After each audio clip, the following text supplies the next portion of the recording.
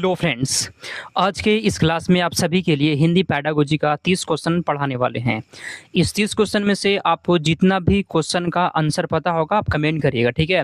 Last में आपसे पूछेंगे कि आप 30 में कितना सही कर दिए। ये सभी क्वेश्चन फ्रेंड्स प्रीवियस ईयर का है। हम छाट कर जो है ना आसान क्वेश्चन यहाँ पर लेकर आए हैं, तो कम से कम 30 में 30 या 30 में 29 या 28 सही करिएगा। तो चलिए क्लास को स्टार्ट करते हैं। पहला क्वेश्चन, भाषा अर्जन और भाषा विकास के संदर्भ में निम्नलिखित में से कौन सा कथन सही है, बताइए, कमेंट करिए। भाषा अर्जन और भाषा विकास के बारे में कौन सा कथन सही दिया गया है, कमेंट करिए फ्रेंड्स। यहाँ पे पहला का भाषा केवल जहाँ पे लगा गलत हो जाएगा। भाषा का समाज से कोई संबंध नहीं है, ये भी बात गलत है, आंसर यहाँ पे सी वाला हो जाएगा। भाषा अंतःक्रिया का एक सामाजिक उपकरण है, ऑप्शन नंबर यहाँ पे सी हो जाएगा। आपको बता दें आंसर जो बताएंगे हम वो बिल्कुल फ्रेंड्स ऑफिशियल आंसर यहाँ पे रहेगा, ठीक है। अगला क्वेश्चन, पढ़ते समय किसी पाठ्य सामग्री से कोई विशिष्ट विवरण, स्थान, नाम या तारीख खोजना क्या कहलाता है। पढ़ते समय किसी पाठ्य सामग्री से कोई विशिष्ट विवरण, कोई स्थान या कोई नाम या कोई तारीख को खोजना क्या कहलाता है। सरसरी तौर पर पठन, स्थानीय अवबोधन या गहन पठन, मुखवचन या फिर निष्क्रिय श्रवण, बताइए आंसर यहाँ पे क्या होगा। तो फ्रेंड्स सुनिए, किसी भी पाठ्य सामग्री से कोई विशिष्ट विवरण को खोजना, ये फ्रेंड्स गहन पठन कहलाता है। फ्रेंड्स ऑप्शन नंबर यहाँ पे बी हो जाएगा, ठीक है जी, गहन पठन कहलाता है। चलिए आगे चलते हैं 3 नंबर क्वेश्चन की ओर। ये क्लास आप सभी के लिए 2:30 बजे से दिन में होता है, दिन में 2:30 बजे से ये क्लास होता है, ठीक है। अगला, नौकरी संबंधी विज्ञापन में दी गई सूचना को ध्यानपूर्वक पढ़ना निम्नलिखित में से किसके अंतर्गत आता है। देखिए, नौकरी संबंधी विज्ञापन में जो फ्रेंड्स विज्ञापन जो रहता है ना, उसमें से सूचना को ध्यान से पढ़ना, सूचना को ध्यान से पढ़ना, ये किस में आता है, बताइए आंसर क्या होगा। तो फ्रेंड्स ये भी जो है ना जी, इसको क्या बोलते हैं, गहन पठन कहते हैं। ये गहन पठन फ्रेंड्स आप याद रखिएगा, ठीक है, गहन पठन इसको भी कहते हैं। 4 नंबर, जब कोई शिक्षार्थी कम समय में अधिक पाठ्य सामग्री को समान आनंद या मुख्य विचार के लिए पढ़ता है तो क्या कहलाता है। जब कोई विद्यार्थी जो है ना कम समय में अधिक पाठ्य सामग्री को समान आनंद के लिए, सिर्फ फ्रेंड्स आनंद के लिए या मुख्य विचार के लिए पढ़ता है तो उसे क्या कहते हैं। बहुत अच्छा क्वेश्चन है। तो फ्रेंड्स यहाँ पे देखिए क्या ये क्वेश्चन क्या बोला जी, कोई विद्यार्थी कम समय में ज्यादा पाठ पढ़ रहा, कम समय में ज्यादा मतलब वो तेजी से पढ़ रहा होगा, तो आंसर यहाँ पे आपका बी हो जाएगा। इसे क्या कहते हैं, विस्तृत पठन या द्रुत वाचन, मतलब जल्दी से पढ़ना, कम समय में ज्यादा पढ़ रहा है ना, आंसर बी हो जाएगा। चलिए 5 नंबर क्वेश्चन है, एक प्राथमिक शिक्षिका छोटे बच्चों को नए शब्द सिखाने के लिए वास्तविक वस्तुओं का उपयोग करती है, क्योंकि कमेंट करिए। तो एक प्राथमिक शिक्षक छोटे बच्चों को नए शब्द सिखाने के लिए वास्तविक वस्तुओं का उपयोग कर रही है, क्योंकि 5 नंबर क्वेश्चन को बताइए। केवल समय गलत हो जाएगा, बच्चों को खिलौने पसंद होते हैं इसलिए ऐसा नहीं है। यह शब्दों और वास्तविक जीवन की वस्तुओं के बीच संबंध को जोड़ता है, आंसर सी हो जाएगा। आगे चलते हैं 6 नंबर क्वेश्चन की, ठीक है। चलिए फ्रेंड्स 6 नंबर क्वेश्चन की ओर चलते हैं। चलिए अगला क्वेश्चन, नई भाषा सीखते समय शिक्षार्थी कि वह अवधि जिसमें वह सक्रिय रूप से भाषा उत्पन्न नहीं करता बल्कि केवल सुनता है क्या कहलाती है, बताइए आंसर। नई भाषा सीखते समय विद्यार्थी की वह अवधि जिसमें वह सक्रिय रूप से भाषा उत्पन्न नहीं करता बल्कि वह केवल सुनता है क्या कहलाती है। तो फ्रेंड्स उसे क्या कहेंगे जी, उसे कहते हैं मौन अवधि कहते हैं, आंसर यहाँ पे बी है। आगे चलते हैं 7 नंबर क्वेश्चन की ओर। भाषा शिक्षण की मौन अवधि की परिकल्पना मुख्य रूप से किस अवलोकन पर आधारित है। मौन अवधि की परिकल्पना मुख्य रूप से किस अवलोकन पर आधारित है। 7वां का सही जवाब क्या होगा, केवल। देखिए फ्रेंड्स केवल जहां पहला गलत हो जाएगा। शिशुओं में पहली भाषा सीखने की सुनने की अवधि पर, ऑप्शन नंबर यहाँ पे आपका डी वाला सही जवाब है। जिस भी क्वेश्चन में और टाइम चाहिए होगा आपको, आप क्लास को रोकेंगे, पहले आप खुद से आंसर देंगे, ठीक है। अगला, एक प्रभावी शिक्षक को शिक्षण के दौरान निम्नलिखित में से किसका उपयोग करना चाहिए। एक टीचर को जो है ना पढ़ाते समय किसका उपयोग करना चाहिए। ऑप्शन है केवल देखिए यहाँ पे लग रहा है निर्धारित पाठ्य पुस्तक, गलत हो जाएगा। केवल श्यामपठ गलत, ये भी गलत। पाठ्य वस्तु के साथ साथ अन्य सहायक संसाधनों को, आंसर यहाँ पे बी हो जाएगा, ठीक है। मेरा प्रयास है कम टाइम में आपको हम पूरा क्वेश्चन पढ़ा दें। 2:30 बजे से यह क्लास होता है, 2:30 बजे से दिन में। अगला, विद्यार्थी के अधिगम, भाषाई क्षमता और उसकी क्रमशः प्रगति के विषय में सूचना एकत्र करने का सबसे उपयुक्त तरीका क्या है, बताइए। तो किसी भी विद्यार्थी की अधिगम हो गया, भाषाई क्षमता हो गया, उसकी प्रगति के विषय में सूचना अगर आपको एकत्र करना है तो सबसे अच्छा तरीका क्या होता है? देखिए फ्रेंड्स, हमेशा जो है ना ये अक्सर पोर्टफोलियो, ठीक है फ्रेंड्स, पोर्टफोलियो वाला ऑप्शन सही होगा। ऑप्शन नंबर यहाँ पे सी हो जाएगा। आगे चलते हैं 10 नंबर। पोर्टफोलियो आकलन का मुख्य उद्देश्य क्या होता है? पोर्टफोलियो आकलन का मुख्य उद्देश्य क्या होता है, बताइए। ऑप्शन ए, छात्रों को वर्गीकरण और प्रोन्नति करना, छात्रों की भाषाई क्षमता की प्रगति व विकास दर को जानना। हाँ, विकास दर को जानना तो होता है। छात्र की उपलब्धियों को प्रमाणित करना, या फिर ए, बी और सी। पोर्टफोलियो आकलन का मुख्य उद्देश्य क्या होता है, बताइए। तो फ्रेंड्स, इसका मुख्य उद्देश्य होता है, आंसर यहाँ पे बी हो जाएगा, बच्चों की भाषाई क्षमता की प्रगति व विकास दर को जानना। ऑप्शन नंबर यहाँ पे बी हो जाएगा। ए में बोला गया छात्रों का वर्गीकरण। फ्रेंड्स, वर्गीकरण हमेशा गलत होता है, तो जब ए गलत हो जाए फ्रेंड्स, उपयुक्त सभी नहीं हो सकता, ठीक है। यहाँ पे आपका बी हो जाएगा। आगे चलते ही 11 नंबर क्वेश्चन। चलिए, बालक की अधिगम संबंधी कठिनाइयों और त्रुटियों को पहचानने के लिए कौन सा परीक्षण किया जाता है? बच्चों की अधिगम संबंधी कठिनाई और त्रुटि को पहचानने के लिए कौन सा परीक्षण होता है? कौन सा परीक्षण होता है जी? तो पहचानने के लिए निदानात्मक परीक्षण होता है, निदानात्मक परीक्षण कहते हैं। आगे चलते हैं 12 नंबर क्वेश्चन। शिक्षार्थियों की कठिनाई को पहचानने के बाद उन्हें दूर करने के लिए किए जाने वाला शिक्षण क्या कहलाता है? देखिए फ्रेंड्स, कठिनाई को पहचानने के बाद दूर करना, कठिनाई पहचान ली उसके बाद दूर करने के लिए दिए जाने वाला शिक्षण क्या कहलाता है?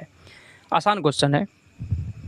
इसे कहते हैं फ्रेंड्स, आंसर यहाँ पे डी वाला हो जाएगा, उपचारात्मक शिक्षण कहते हैं। क्या कहते हैं? उपचारात्मक शिक्षण, याद कर लीजिएगा।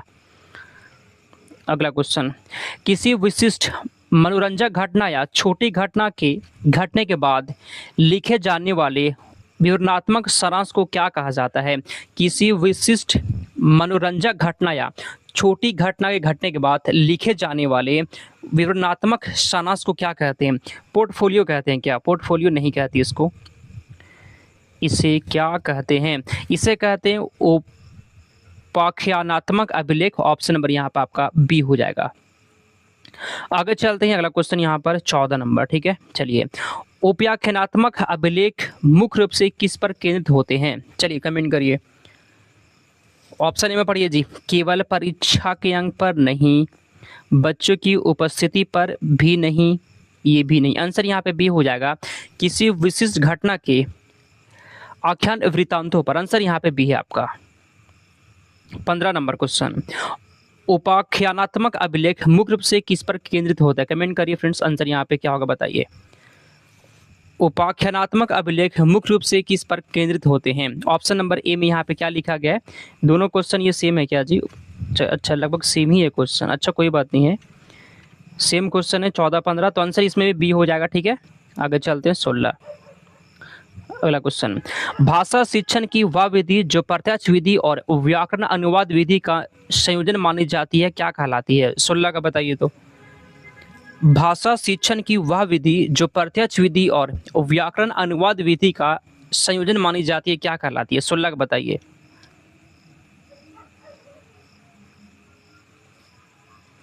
इसे कहते हैं फ्रेंड द्विभाषी विधि। ऑप्शन नंबर यहाँ पर आपका सी हो जाएगा। आगे चलते हैं 17 नंबर क्वेश्चन की ओर, ठीक है फ्रेंड्स। यह क्लास आपको 12 बोल रहे हैं 2:30 बजे से होता है, और इससे पहले 2 बजे से CDP का क्लास होता है, तो उसमें भी आप जुड़ सकते हैं। अगला, द्विभाषी विधि में किन 2 भाषाओं का उपयोग किया जाता है? द्विभाषी विधि में किन 2 भाषा का उपयोग होता है?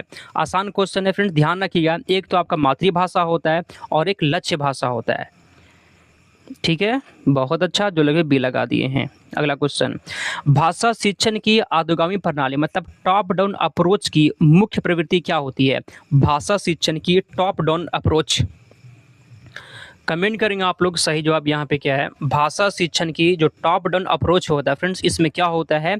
ऊपर से, ठीक है जी, ऊपर से नीचे की ओर। ऑप्शन नंबर यहाँ पे आपका सी हो जाएगा। 19 नंबर क्वेश्चन, टेलीग्राम से अगर ये PDF चाहिए आपको तो टेलीग्राम से जुड़िए, डिस्क्रिप्शन में लिंक दिया गया, ठीक है। अगला, पहली कक्षा की पाठ्यपुस्तक के प्रारंभ में कविता और कथा देना तथा बाद में अक्षर लेख लिखाना किस उपागम का एग्जाम्पल है? 19 का बताइए।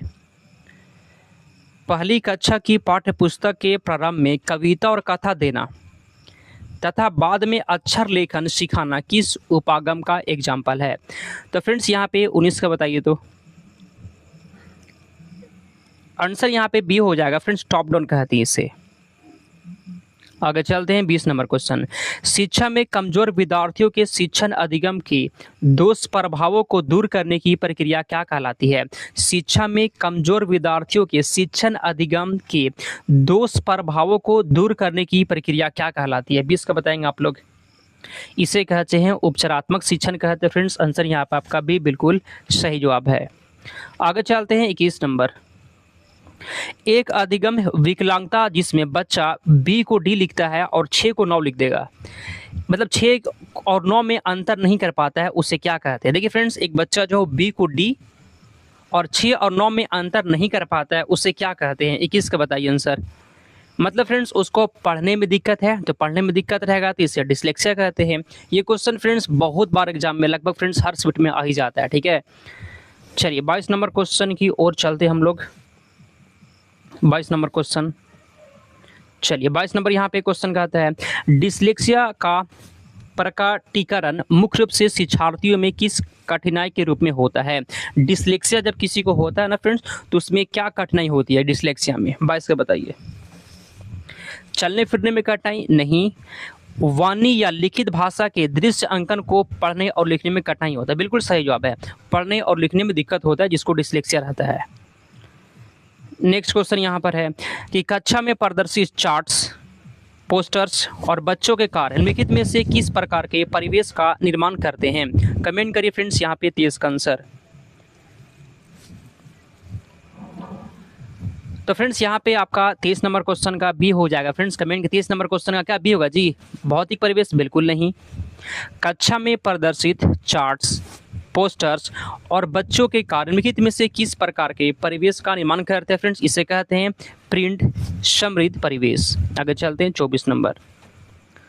अगला, कक्षा में प्रिंट समृद्ध वातावरण बनाने का मुख्य उद्देश्य क्या होता है? 24 का बताइए। तो कक्षा में प्रिंट समृद्ध वातावरण बनाने का मुख्य उद्देश्य क्या होता है? 24 नंबर क्वेश्चन का फ्रेंड्स यहाँ पे बी हो जाएगा, विषय वस्तु के अनुरूप लिखित सामग्री से अधिगम को प्रभावी बनाना। फ्रेंड्स आंसर यहाँ पे 24 नंबर क्वेश्चन का बी हो जाएगा, ठीक है।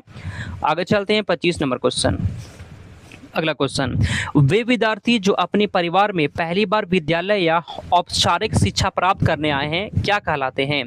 कमेंट करिए। तो चलिए कमेंट करिए। वे शिक्षार्थी जो अपने परिवार में पहली बार विद्यालय या औपचारिक शिक्षा प्राप्त करने आए क्या कहलाते हैं? तो फ्रेंड्स क्या कहलाते हैं? प्रथम पीढ़ी के शिक्षार्थी कहलाते हैं। आंसर डी हो जाएगा। नेक्स्ट क्वेश्चन की ओर चलते हैं 26 नंबर, 30 क्वेश्चन ही होगा।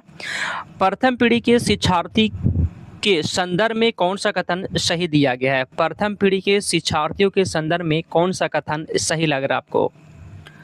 26 का बताइए आप लोग।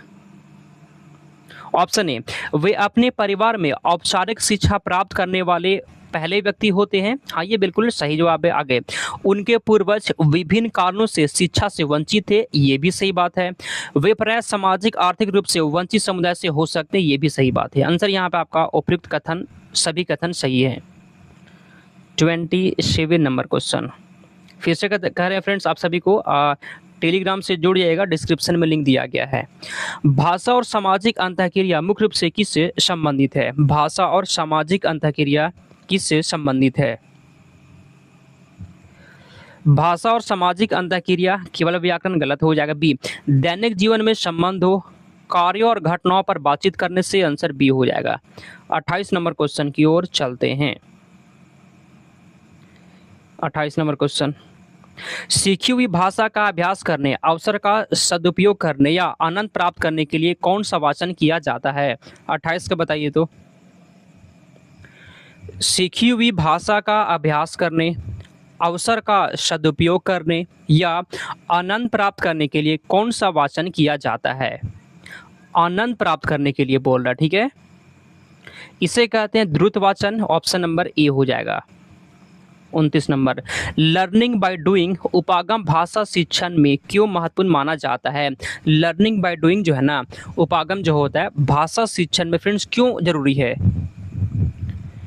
इससे शिक्षा का कार्य समाप्त हो जाता है, गलत हो जाएगा। यह विधि अधिगम को अधिक प्रभावशाली और अस्थायी बनाती है, बिल्कुल ये सही जवाब है। आगे चलते हैं 30 नंबर, लास्ट क्वेश्चन होगा ये क्लास का। बच्चों के सामने चित्रों या लिखित सामग्री जैसे चॉकलेट के रैपर या संवाद फोटो के माध्यम से भाषा प्रस्तुत करना क्यों उपयोगी होता है? बताइए। बच्चों के सामने चित्र या फिर लिखित सामग्री जैसे चॉकलेट के रैपर या फिर संवाद फोटो के माध्यम से भाषा प्रयोग प्रस्तुत करना क्यों उपयोगी है? 30 का, इससे भाषाई कक्षा रुचिकर बनती है और बच्चे आसानी से समझ पाते हैं। बिल्कुल सही जवाब है, ऑप्शन नंबर यहाँ पे ए हो जाएगा।